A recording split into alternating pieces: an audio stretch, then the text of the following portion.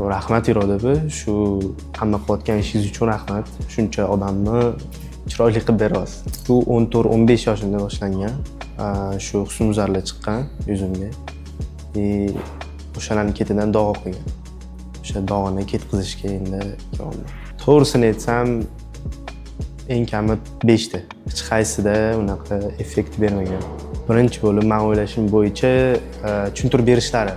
Boshida kelganingizda mana o'zlari ko'radilar yuzingizni, nimalar bo'lyapti, ratsion tuzib beradilar o'zingizga, nima yeyish mumkin emas, nima yeyish kerak, nima dorilar kerak bo'ladi ularga. O'sha hamma narsani tushuntirib, 100% tushuntirib berganlaridan keyin o'zingiz tushunib yetasiz deb o'ylayman.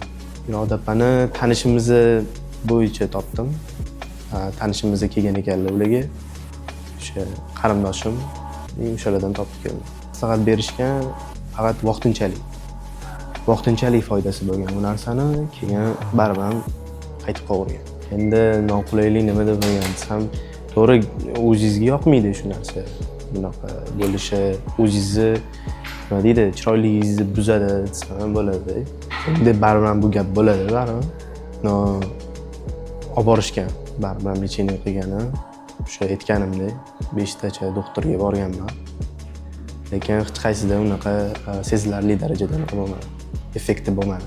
Lecheniyani 1 hafta olib borganmiz, shunda sirazi bilingan. Qolgan vrachlar hech qanaqa analiz topshirishga bermagan.